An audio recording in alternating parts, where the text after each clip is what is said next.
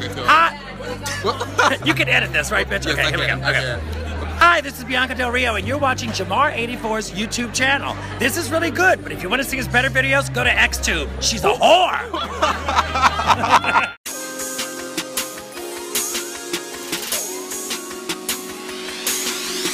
What's going on YouTube? Jamar. What's going on YouTube? Washington. This is Jamar84 here once again.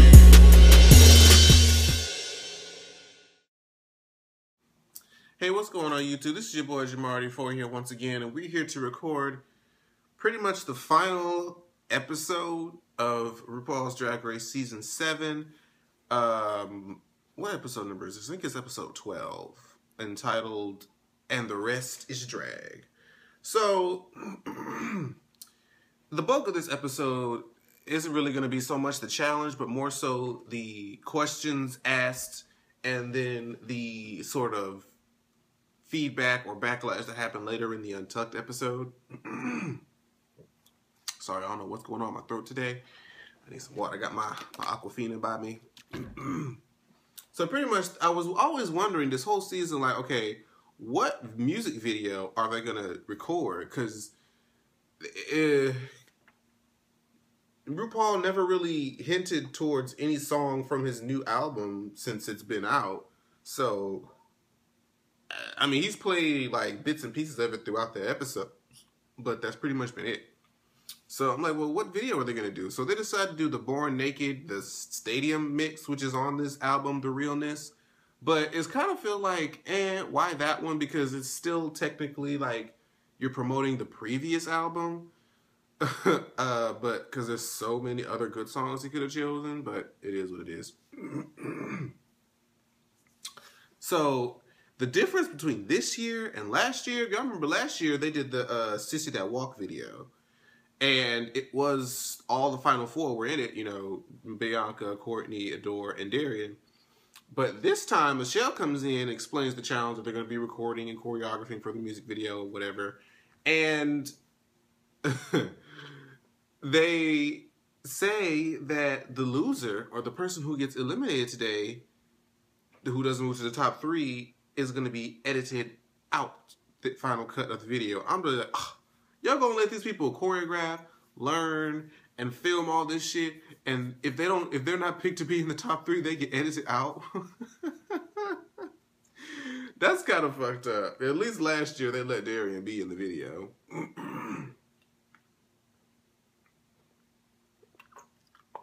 But now we get to these dinner with Ruse, okay? And of course, this is the time where we usually find out more about the individual queen and some of the things that they went through and things of that nature. Sorry, I was reading some. And so Kennedy goes first, and so Kennedy has this thing about her father. Her father just passed away, I think like a few months before she tried out for Drag Race, and, you know, he was very supportive, and, you know, they had that whole, oh, he at first didn't like that I was gay, but later on embraced me because I was gay and encouraged me to join, try out for Drag Race, and so that was kind of like her thing. You know, she lost her dad, and she have all these, you know, self-esteem issues in various places, so it was kind of, this is probably like the most humanized we've seen Kennedy, because Kennedy has kind of been like pretty bitchy and kind of just annoying the majority of the season. So this is like the most humanized we've ever seen her. Next, we get to Ginger, and Ginger's whole story was that her dad left her family when he was about 14, 15 years old, and he feels like his dad doesn't know him. He felt, you know, Rue tried to say that, you know, you think your father will be proud of you. And he was like, well, you know, I don't feel like my father really knows me because I don't really know him. He left us for his high school sweetheart, which is fucked up. So she said she always used to use humor to hide the pain. And so they start doing the, well, actually, no, I'm going to go ahead and go through everybody else's. Pearl and Violet's really wasn't, you know, there wasn't as much to it. It felt like with Violet, she was just like, well, you know, I have all this confidence, and, you know, I'm my own best cheerleader. I learned early on that, you know, I have to think the highest of myself. And RuPaul was trying to be like, well, that probably sounds like that's a little lonely, you know, what you think? And she's just like, well, shit, it is what it is. And Pearl, I feel like Pearl never really told us what it was that she went through exactly. She's kind of like beat around the bush, like she was picked on and she had a hard life, but never really went exact into detail about what that hard life was. So I was kind of like, oh, okay. Where are we? So they start filming this video, and, you know, Kennedy is dancing, you know, she's twirling, she's kicking, she's doing, you know, the regular Kennedy thing. And, you know, she's doing good. So I'm like, oh, fuck, they're going to keep this bitch in this video. Damn. Because when Ginger started going up, she was, you know, getting the choreography. She was, you know, halfway decent. Then her wig started flying off. So she just tossed that shit to the side. I almost couldn't even tell the difference that it was even gone, personally. But, where are we at? So, Ginger was having problems. Okay. So, Pearl, bless her heart. Just bless her beautiful, fine trade looking heart. Y'all know, y'all have seen Pearl lip sync at this point, what, twice? And y'all know Pearl has that distinct, that type thing going on. And it's so awkward that it's cute. I could just watch Pearl do that all day, honestly. I really could. It's just too funny to me. But Kennedy is over here talking about some, you got all this, you know, going on, but you want to be America's next drag superstar? Bitch. Kennedy throwing all this goddamn shade at Pearl. Just because all you can do is split, kick, and whip your hair.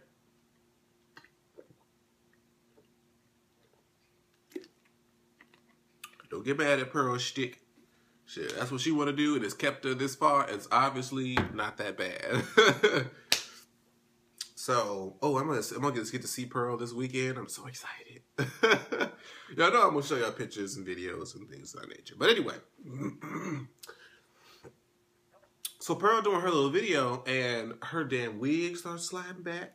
I'm like, oh Lord. And Violet goes up there, and her damn earring falls off. And I'm just like, okay, what's going on with this editing here? Because they're making it seem like Kennedy is the best one. And this is making me nervous because I'm like, I know. I'm still just in shock that Katya is not in this damn season no more. Like, they just eliminated the winner. I swear to God, they just eliminated the winner of the season. But RuPaul has his reasons or her reasons or whatever. It's just... Anyways, I just almost want to pretend like this season never happened just because I feel like the wrong people are at the top. Or at least some of the wrong people are at the top. Anywho, so let's see, where are we at? They did this whole acting switch out thing where like Ru was acting with them as the father. There was like a father, a mother, and 2 kid roles. And they just all had to switch and do each role. It was Kennedy is not an actress. She's not. Pearl just needs a kick in the ass to get her to turn her lights on. Like for her to like activate, she needs to get kicked in the ass, I think, a time or 2. And then she's like, oh, okay, here you are. And Violet was good. Violet has really just been like the most consistent through the whole competition. She really never failed or had like a necessary weakness as far as completing challenges and runway looks. So, I mean, there's not much you can say about her. Where are we? So their final runway look is supposed to be their best drag. And Kennedy comes out looking like a gummy worm. Or like a big pride float. Or a piñata. And, I mean, with the huge hair like to the fucking ceiling. I mean, it wasn't bad, but it wasn't really my favorite. And you got Ginger. Ginger coming out in typical, Ginger wear pageant. Both her and Kennedy are pageant girls, so they have really big hair, the really extravagant dress. It looked nice. She had minimalistic makeup. It wasn't as dramatic, as Kennedy's was. Kennedy just, like, whatever that powder is that she used, it's almost too light because she be having, like, a ghost-looking appearance to her. It's not even pretending to be natural, but either way it goes. Violet comes out in almost like a little pantsuit. I'm not sure what to call it. I'm really not even trying to describe it, but y'all know what I'm talking about. And I know Michelle didn't like it. Michelle was just like, this is not your best drag and blah, blah, blah. And Michelle just doesn't like it when any queen comes out onto the runway with pants. I didn't hate it, but I have to agree that I don't think this is Violet's best drag. Okay, her Hello Kitty outfit was miles better than this. And just any other shit, I wouldn't even have been mad if she wore that flannel two outfit flip flop thing again. I would have been happy with that. And here comes Pearl, just looking like an Egyptian mermaid princess, walking and gliding down the aisle. Fabric flowing in the wind. Even though that's the same hair from the twin challenge, I could give 2 fucks. She still looked good. The only thing about Pearl's outfit that I didn't like the look of was her breast area. The fabric didn't make them look real. That's a thing that Pearl's had an issue with when it came to her outfits. She has a hard time making her breasts look like real breasts. Even Violet, who doesn't even really wear a plate, at least she contours it to where it kind of gives the illusion. Pearl's not so much. Still love her though. So yeah, they asked, they did the whole part where, what would you say to, your younger self? And they pretty much all were like, keep striving, you're about to enter some, hard years in your life. And, but just know that it's not going to be, forever. It's only temporary. You're going to make through it. You're going to be a marvelous person. You are special. They were just telling them, reassuring things. Because I'm sure every gay man, you don't even have to be a drag queen. I feel like just for you to be in your, let's say, 25 and up, and you've experienced things, and you've come from, I'm sure you've, had your share of bullying or, just the trial, the hardships that come with being a part of the LGBT community from, the heterosexual community. And if you're in a place of strength and you're in a mental space, of confidence, and you have a chance to look back and see your old, naive self, your younger self, the self that really knows nothing about the world yet. And I feel like it can be really emotional to look back and try to just look back and tell the person like what they're about to go through. Like, what would you say to that person? I feel like if I were to do that, I could see how I could get really, really emotional. But the next thing was they're asked, why should you be America's Next Drag Superstar and not your competitors? See, now RuPaul knows what he's doing. He knows he's going to play on the sea. He's going to see, okay, who is going to actually say why they should be the next drag superstar and try not to tear down their fellow competitors? Or if they should give a reason why their fellow competitors shouldn't win, how are they going to say it? And this is where Kennedy fucked up. She tried to say, oh, I give a certain professionalism and this, that, and the fourth. Girl, honey, boo-boo, bye. Okay? You are just as shady as they come. Talking about professionalism. America's Next Drag Superstar has to be likable. The only unlikable queen that they've crowned is Tyra Sanchez.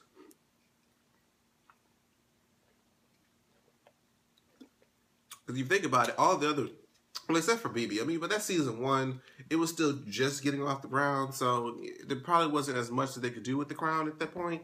But from season 3 onward, like Raja does the photo reviews, Sharon Needles is a fan favorite who has her music and goes on these tours and things of that nature. Jinx is amazing, just in of herself. Like, And of course, Bianca. Like, who doesn't love Bianca? So, like, Kennedy fitting in with the rest of them? I don't see it. Really, personally, I don't see any of these girls fitting in with the rest of them. But, you know, that's neither here nor there.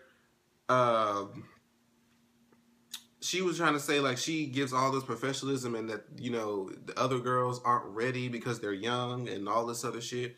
I'm like, I don't see their youth having anything to do with it. I feel like it's just all about maturity. Just because they approach drag a different way doesn't mean that their drag is any less than yours. And that's kind of like what, you know, Ginger was saying. Ginger and Kennedy were kind of like feeding off of each other basically because they come from the same generation. And say, like, you can crown us both and blah, blah, blah. I'm like, no, ma'am.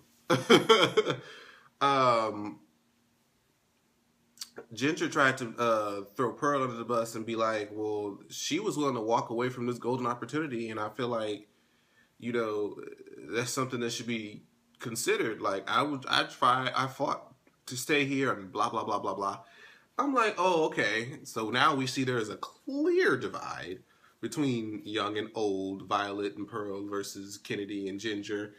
And they were feeling a sort of a way. Now, Violet and Pearl pretty much just said, you know, I feel like I've done what I was supposed to do in the competition and I've fought my way to be here. I may have fallen down, but I'm here now.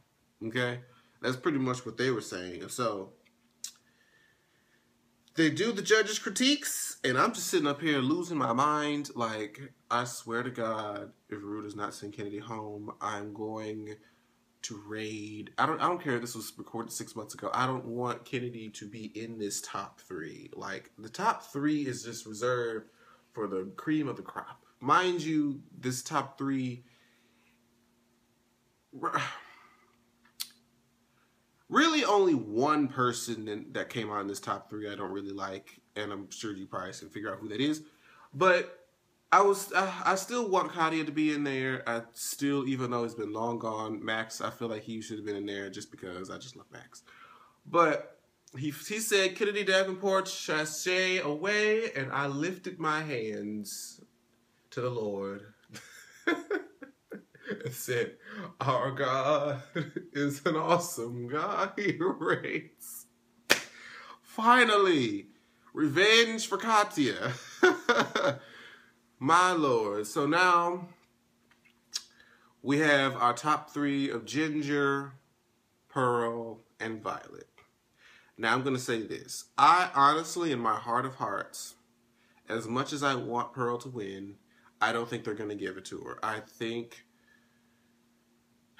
they're going to give it to Ginger Minj because she gave that whole America's supersized, why not have a supersized drag queen or something like that. And I feel like it would just be the tale of the big girl finally came out on top in front of the above the 2 skinny bitches. Like, I feel like that would be a tale that RuPaul would try to tell. Like, don't y'all agree? Because I can't, as much as I want to, I just don't feel like RuPaul would pick the other 2. Like, I would, if I had to choose, hopefully pick Pearl to be, everybody tweet Team Pearl to RuPaul's Drag Race and get this bitch going so she can win this crown. And just anybody but Ginger. I wouldn't even mind if Violet won, but I don't think they're going to give it to Violet either. I just don't feel it. I feel like it's either going to be Ginger or Pearl, and I feel like it's leaning more towards Ginger just because I just feel like that's something that RuPaul would do. Based on his past decisions of the season, I feel like that's something that he would do. So this whole Untucked, and basically, Pearl and Violet felt a sort of a way because Kennedy and Ginger kind of threw them under the bus, and Pearl really was kind of, you know, taken aback because Ginger was highlighting the fact that she was almost ready to go and she had that moment, but apparently her and Pearl, you know, Ginger knew exactly why that moment happened and she knows like the reason behind it. So Pearl felt like it was kind of underhanded for her to be like, you know, oh, you try to say, oh, she left and tried to be here, but when she knows exactly why that moment even happened. So she kind of felt like, okay, bitch, I'm looking at you side-eye right now, like, bitch, I don't know if this is the competition or I'm not feeling you right now. because if you remember, there was an Untucked episode. I'm pretty sure it was the last week, Hello Kitty episode. And when Katya was out there, and, of course, Ginger and Katya are like best friends. And then Pearl was like, well, I heard you say that Katya is your best friend here. It's like, well, where does that leave me? He was just joking. And, Ginger's like, oh, you're my second best friend. We're cool. We're best Judies and blah, blah, blah. So then, like, for Ginger to come back and do this, it's like, well, damn. Like, I thought we was cool. But now, And even Violet was like, you know what? I liked all of you before they answered those questions, and now I don't too much fuck with none of y'all. Except for Pearl. I'm sure she doesn't have a problem with Pearl, but she was probably like, I don't fuck with neither one of you hoes.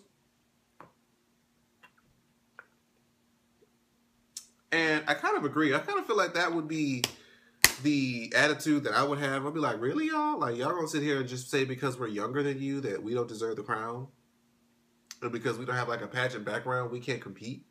And Kennedy was trying to be like, well, she, because, Ginger was trying to make sure that she didn't hurt Pearl's feelings because she apparently cares about Pearl's feelings. And Kennedy would just be like, no, like, if she wants to feel a sort of a way, then let her feel that way about what you said. You said what you said, and, if she has a problem with it, that's fine. It's just your opinion. Like, I mean, I understand her. I understand her for what, she's saying, but I'm just like, I just wanted Kennedy to shut the fuck up. That's just really what I wanted to say, in all honesty. But there was something else about Untucked that I wanted to mention, and I'm forgetting. Oh my God. Okay, now I'm going to end this episode, but I want to put this first. I want to put this in here real quick. I'm going to put a picture here, and you know what? Do y'all remember? Think back a little bit, back to when the library was open and they did the little reading. Do y'all remember when Pearl looked at Kennedy and was like, "You got your eye on the prize and your other eye on the crown"? At the time, I didn't understand what Pearl was talking about. I never saw Kennedy as cross-eyed before, but bitch, last night, after she was eliminated, when she was talking about, after they was having their exit interview, they put the ugliest interview take they could have for Kennedy. Literally, one eye was here, one eye was there. And I'm going to put a picture right here so y'all can see it. Boom.